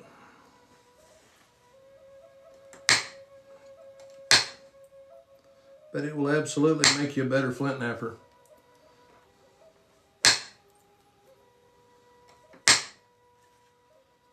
Just work through every piece. Yeah, you get to where, you know, it's, well, Bubba, it's like anything else. If you do it a lot, you know, because that's what I tell people. Flint knapping is a skill. It's not a talent. I've worked very hard to learn to do this. And when you learn to do stuff like that, it's like dealing with any other, you know, master craftsman. I know you work like in a machine shop. You ever watch a master machinist work with lathes and mills and all that? They know so many little corners and stuff that they can do things that would take me days, and they got something done in an hour. You know, it's a matter of spending time in your craft or your skill, and knowing when you can push the edges a little bit, and when you just got to do it the right way. Well, if you do that enough, you get to where you stop doing it the right way and you start doing it the everyday way. Yeah. You know, because you can get away with it. And showing you guys, and especially being like, you know, front and center, there's no hiding it. That's what I told you guys from the very beginning. When I started doing these lives, you're going to see my failures just as often as you're going to see my victories. Because without the mistakes, you're not going to get better. Right on, Terry. Hey, well, before you get out of here, this is what came out of the other half of that rock, you know. So I'll be working this one down into something at some point also. Probably going to finish this one out to a little biface this morning, but you can see we went from half of a broken chunk to a, you know, it's not too bad. Needs some work, but we're getting there. But you have a good one. Be careful.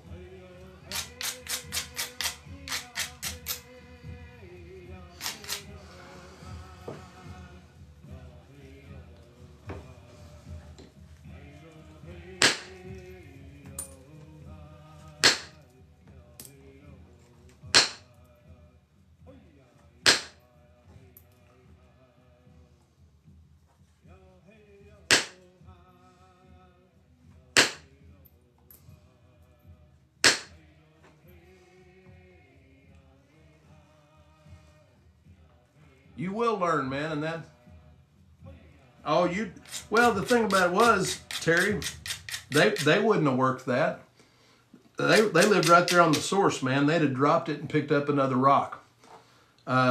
So nothing wrong with just picking up another rock and working it. I'm just saying that this will help you get better while you're working through material that, you know, while you're learning the material and just getting better.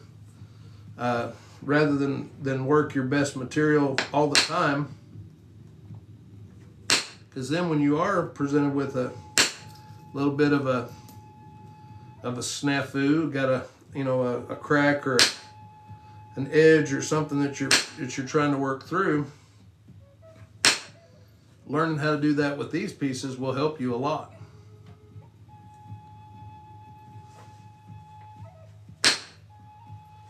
All right.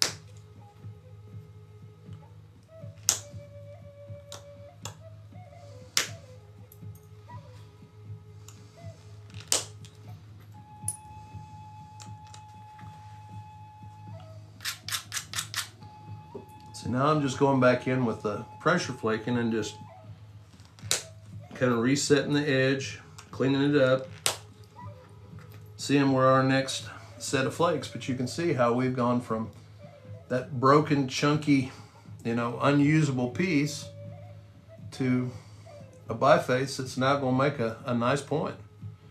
Hopefully, if we don't break it in the process, but at least we've given it a chance to get there.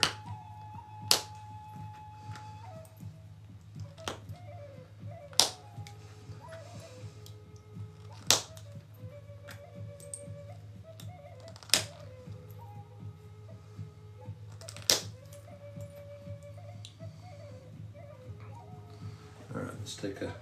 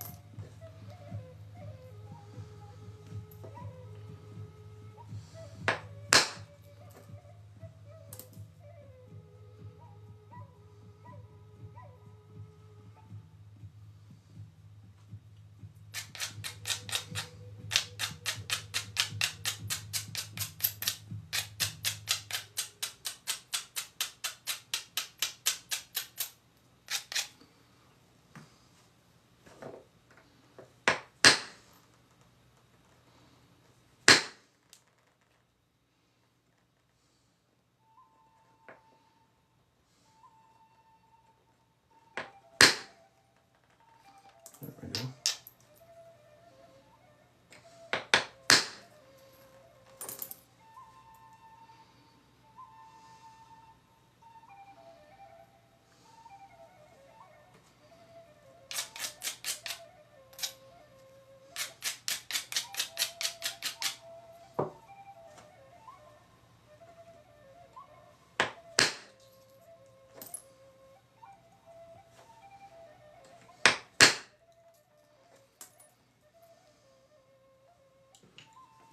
All right. Some of the bigger removals. We'll set up a couple more just to... Guys, thanks for all the... Bubba, you have a good day, man. Be careful, and we'll see you hopefully tomorrow, and we'll work some more material then. Getting pretty close on this one as far as finished profile of it. We just have to clean up the edges and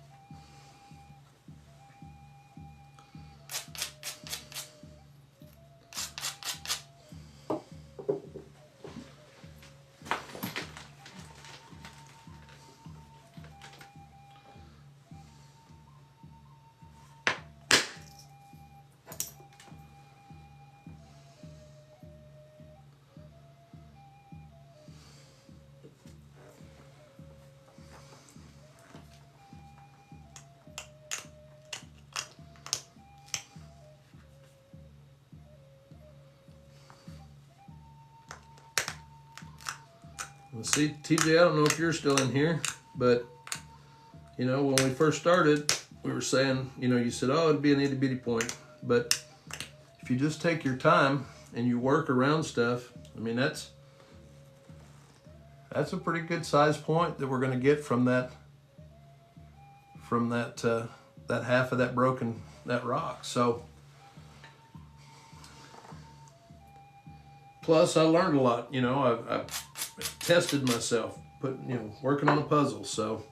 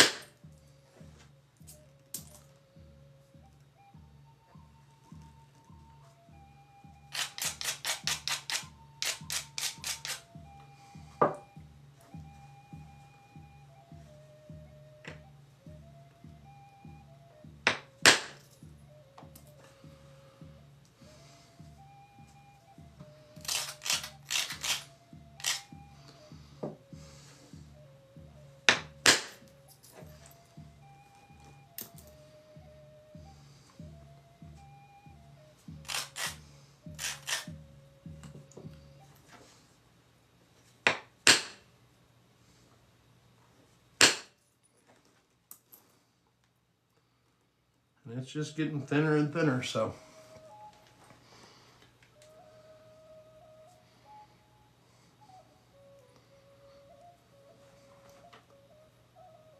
Some of that, a little bit of that white Cortex bullseye is going to be in the tip there on this one.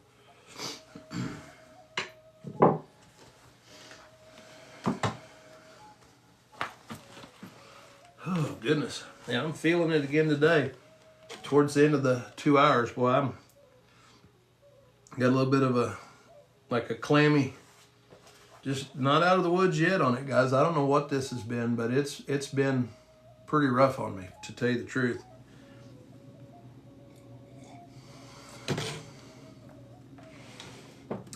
Not a big fan of being sick by any means.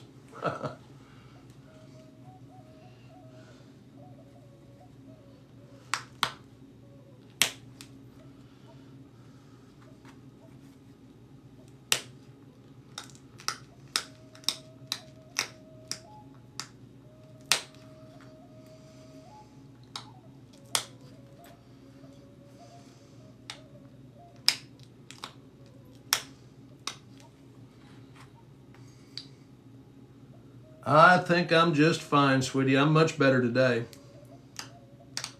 That's my wife giving me the call the doctor thing. If you noticed, I haven't coughed hardly at all. My throat's not sore this morning. I'm getting better. And just, like I said, it wore me out.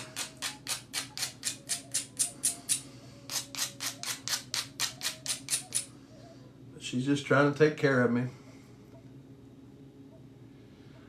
Clayton, depends on the material, but the way I do it, I've got a video right up here. If you go right up here onto my profile and check out, I've got a pinned video towards the top of kind of a, Jake, thank you for the follow, of kind of the heat treat process that I use on some of my stuff. But it's just, I just heat it in a pit under a fire. It's just the old way of pit heat treating. It's not super scientific. I mean, you know, it's kind of a guess as far as the temperatures you're going to get to, but the depth that you bury the rock can determine a lot of how much heat it gets. Size of the fire, you know, all that kind of stuff. But that's the way I heat treat mine. This is raw material here. This hasn't been heat treated.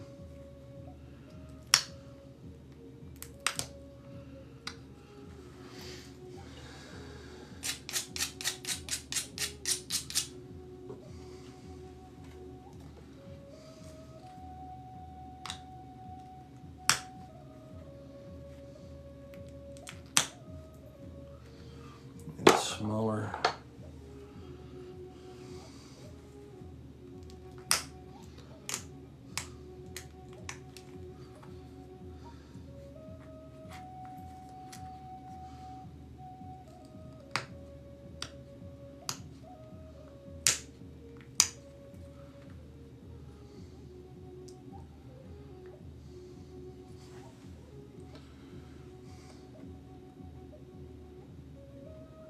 No, Clayton, it's not quite the same as like a steel heat treating. Whenever you heat treat rock, you want to let it heat up slowly and then cool off slowly. You want to make sure that you don't dig it up until it's cooled off, because the thermal shock will actually break it. But once it's cooled off, then you can work it just fine. But yeah, don't take it out of the ground or the heat treat. I know people are using like turkey roasters to heat treat their stuff. There's in a kiln, any way that you're heating it, if you try to cool it off too quick, it will break on you. So you want to make sure it has plenty of time to come up to the room temperature or ambient temperature. Once it's below 200 degrees, you're pretty okay. But yeah, anything up until boiling, I would leave it covered. I usually, excuse me, on my stuff, especially when I heat treat like a pit fire. Is I'll, start my fire, bury the rock, cover it up, let it burn. The small fire that I start on there for probably close to half a day is just a small, like a warming fire over the top of all the rock, just to bring the temperature up slowly. And then once I get it, closer and get a little bit of a bed of coals and the materials warmed up, then I start adding more fuel to it, and then I'll build up a pretty decent fire on top of it, and then let it burn down, and then I'll wait for a couple of days before I go and dig that up to make sure that you'd be surprised how long that ground will hold that temperature underneath the fire. So you want to make sure you give it as long as you can for it to, I think even in my video you can see me testing the rock to make sure it's not too hot as I uncovered it. And that was, I think, 2 days after I started that fire, but it was still warm, it just wasn't hot. So you just want to make sure you're careful with it that way. All right, well, this one here,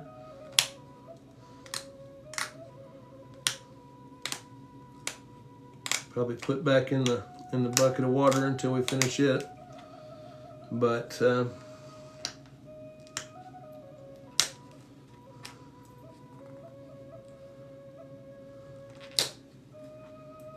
all in all, I think that it's turned out pretty good.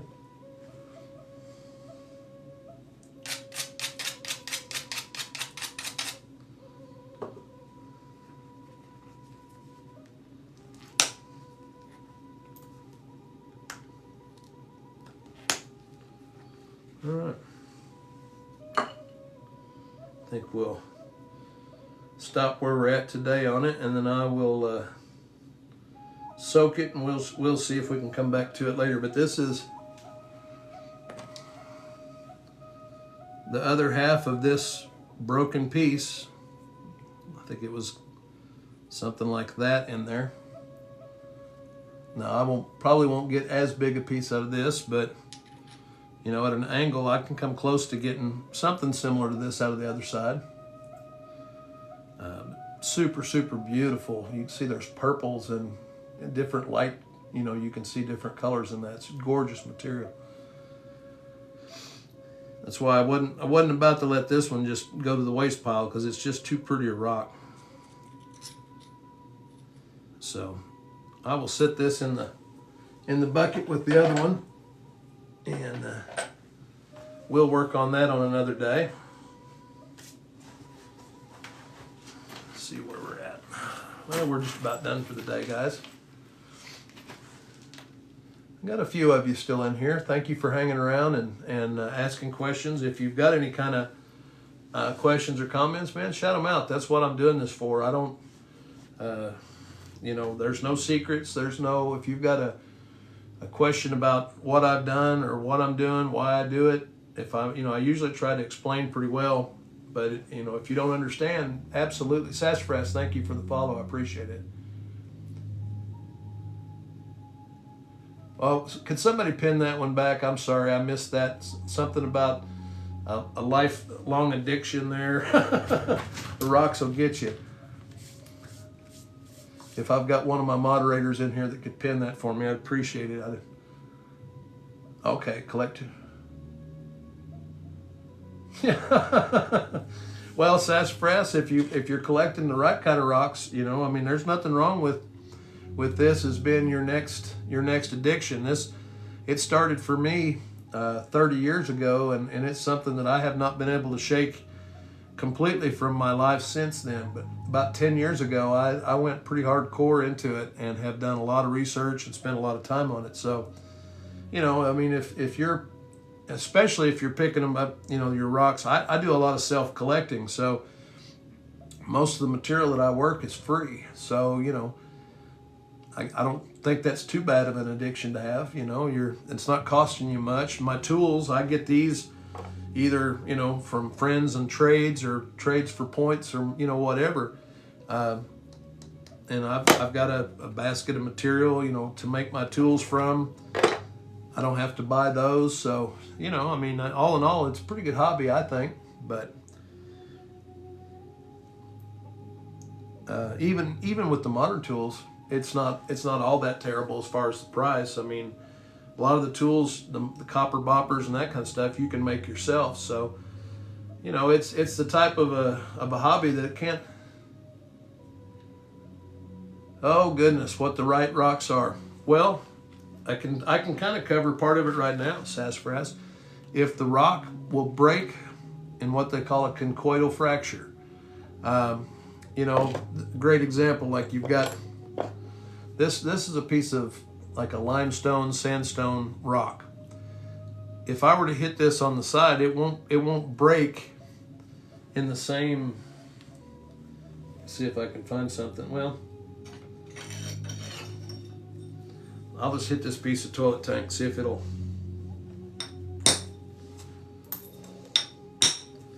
When I hit that edge like that, and you see this kind of a little pop out like a cone. The best way to describe it, I guess, if you've ever looked at like storefront glass or window glass that's been shot by a BB, how one side of it's got a little tiny hole and the other side is coned out. It's got a larger opening. What that is what they call the conchoidal fracture. And wherever it makes contact, the energy transfers in a wave. It's about 110 degrees cone. And that's just the way that the molecular structure is, and it's actually, the force is almost like, it's like a pyramid. Well, great example, if you dump salt or sugar out in a pile, the little cone that it makes, that's actually basically the reverse of the cone that you see popped out of a storefront. It stacks up into that cone because that's the strongest form. Hey, Kenny, how you doing? Deer Trail. Hey, somebody told me that you sell leather too. I know you do leather work, but I didn't know that you sold leather also, Kenny. So that's awesome, man. Yeah, that's very cool. That's definitely something that, you know, somebody's asking me about my leather the other day, and I told them I picked this up at one of my gatherings. Some guy had a whole bunch of it. This is, I don't know, it's just white. I think it's cow leather, but I was able to get this for like 25 bucks, and then I did the little stencil work on there, but I should have bought everything that guy had at $25 a piece for this stuff. But anyway, that's been a few years ago. Well, guys, I appreciate you hanging out this morning. I'm going to come back tomorrow morning. We're going to work some more stuff. I will try to do. Yeah, that's what I was thinking, Kenny.